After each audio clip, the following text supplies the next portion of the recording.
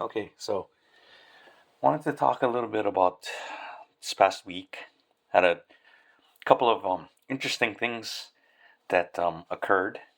Um, One of them was pretty synchronistic. It's pretty cool to when it happened in real time, and the other one was something that I've suspected for a long time. It was um, a little bit more confirmation of a patterns that I've noticed. Anyway, um, so Thursday. Um, I was, just kind of lazing back, and I kind of was flipping channels, and then the Seahawks were playing the Chicago Bears, and so there was some M&Ms in a candy dish, so I just grabbed a handful, peanut M&Ms, and then was kind of just watching real quick, and so I was eating the M&Ms, and there was the last two M&Ms in my hand, and I looked down, and it was orange and blue. That was pretty cool, and this was in the first half of the game. And so I looked at it. I ate the blue M&M, and then I uh, went to eat the orange M&M.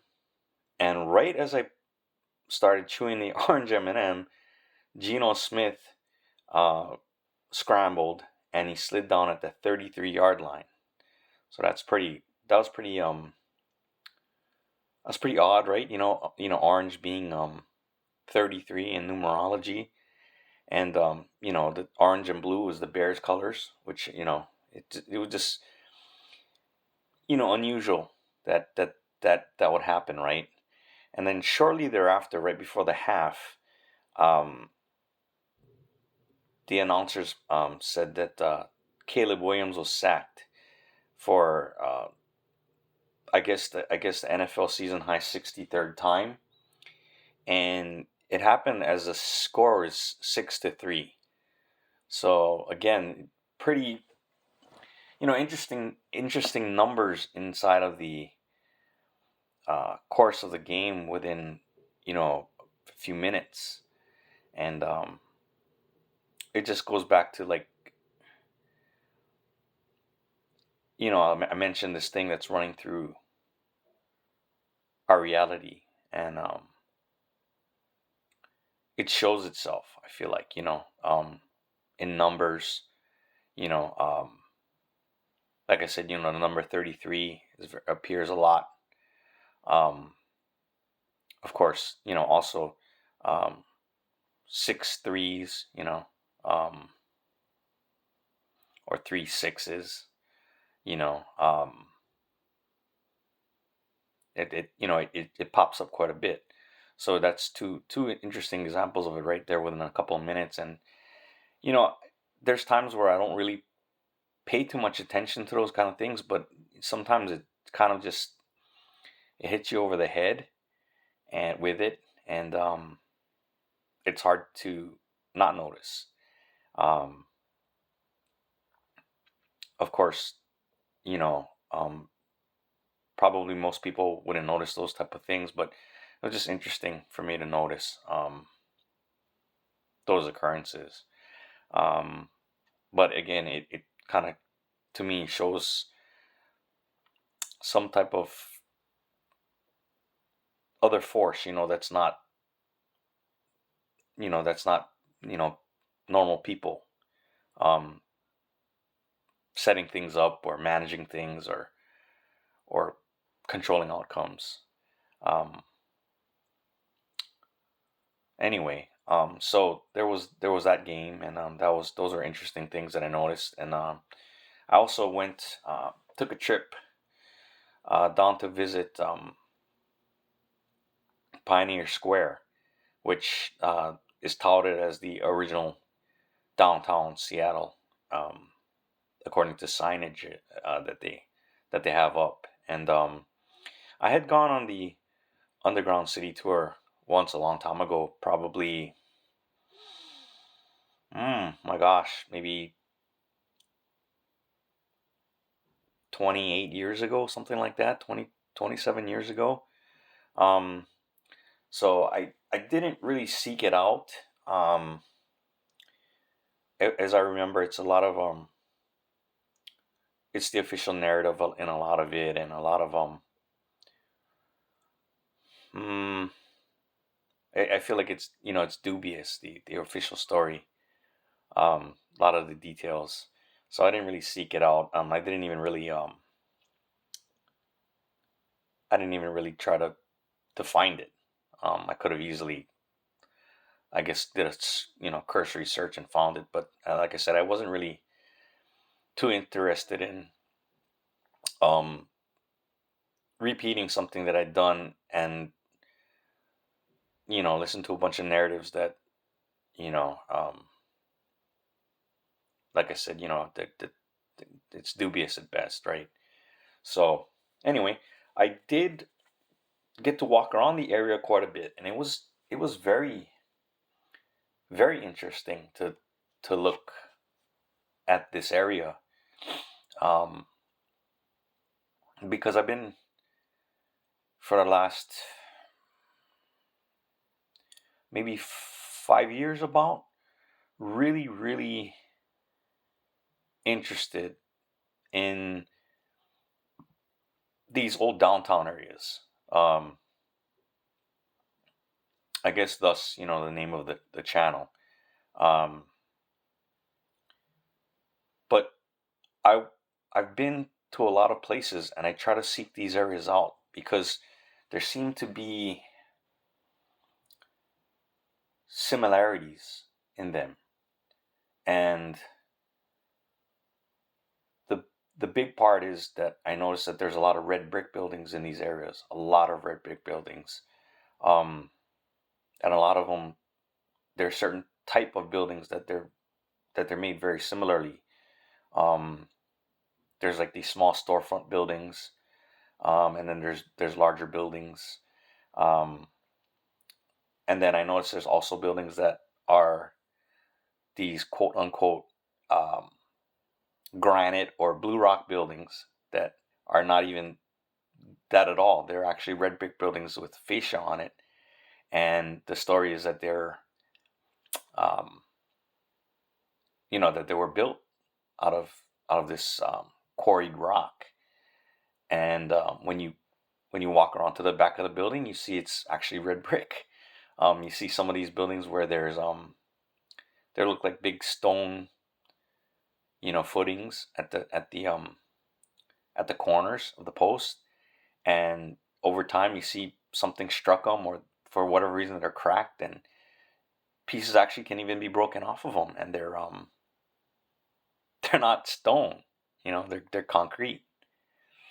And some of them are more blatant than others. Sometimes they're repaired with concrete, and it's obvious that the repair is concrete, and it's very sloppily done. Um, and it doesn't have the same finesse as the original building had in terms of portraying the concrete as stone. Because there's some, if you take a quick glance, it's hard to tell that they're not actually stone. Um, but a lot of these buildings, they look very similar, from whether they're in downtown Honolulu, downtown Charlotte, North Carolina. Um, I've been to what is Monroe, North Carolina, um, Mooresville. Um, these places, all these downtowns, they have a lot of the same things. And not only that, they've obviously there's the stories of the great fires in almost every major city. Seattle also had a great fire. But you know, additionally, a lot of these buildings, they have a date that they were built, but a lot of times, depending on which references you check, they're different dates for the same building. Um, so it was interesting because I actually saw a building, like the fascia building in a Pioneer Square, and I could see the front of it as I was walking down the street, and there was a security guard that was basically kitty corner to the building above it, and he was standing outside of the door of this building, a nice old world building. And then on the sidewalk, right in front of the building, they had those I'm not sure what those things are called. They're like basically skylights that are in the sidewalk that light can shine through to illuminate an underground room or tunnel, passageway, whatever it is. I've never been in one of those, so I don't know what it's like underneath. But I know that these things were put in to provide light to underneath the sidewalks, and so I'm right in this area, and it's right there in front of me. So I talked to the security guard, and I asked him, if he's been working there a long time, and he says he has. And I asked him, if there's a basement, and is there even lower levels? And he acknowledged that yes, there's parts that are sealed off that they can no longer access. But indeed, there's a underground in the area, and so again, it's another common theme that um, I've heard reports of other downtowns that are similar. I haven't been to a whole lot of them.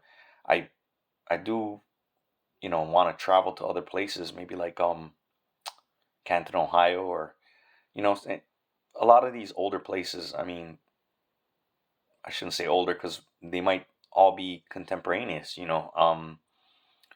but the old downtown areas is what I mean. And it seems like every major city and even smaller towns have them. I mean, um, there's some small little places that I've been to that have downtown areas that have these red brick buildings. But anyway, getting back to the security guard, so I pointed to the building that was kitty corner, and from where you stood, where we were, you could only see the front and the side of the building, and he misunderstood what I was implying because, see, the building is there's some type of renovation taking place. There's like you know uh, they got parts of the building covered, and they're doing certain type of works on it, which by looking I couldn't tell exactly what it was, but I kind of implied to the security guard that, hey, I think that building is not made out of blue rock or granite or quarried stone, whatever story is given for the origins of it, and that I believe that it was probably red brick, and that the parts that you could see that were exposed are simply just a fascia, um, made out of some type of concrete that's like applied over existing red brick, and that probably if I walked down to the back of the building, that it would simply be red brick behind. And so I walked away, and sure enough, got a photo. The building is the same as ones I've seen in other towns where they make the front look good. It looks it if you take a quick glance, it looks like it's made out of stones. Um, but right around the back, they don't cover it. It's all just it's all just red brick. And so I walked further, and I saw a building that one of the it was red brick, but one of um, the um, the corners with a pillar, it looked like it was stone, but something had struck it, and it was cracked, and it was concrete. Trust me, I know. It's not stone. Um, and so I walked around further. There's some very interesting buildings, architecturally. It's a beautiful place. I mean, um,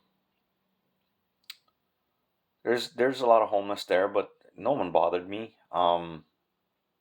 It was just such an interesting experience to view that the similar things that I've seen in other downtowns is, again, it's a pattern I've seen.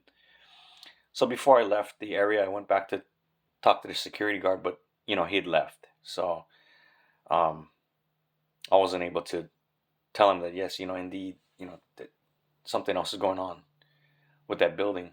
Um, But anyway, like I said, it's just interesting that there was some synchronicities, and then there was patterns that I suspect would have been certain ways, and it was true. So pretty interesting week so far. You know, and so I guess I just want to share that. And again, like I said before, walk your path. Enjoy the experience of life. Be a free thinker, and we'll talk again later. Thanks.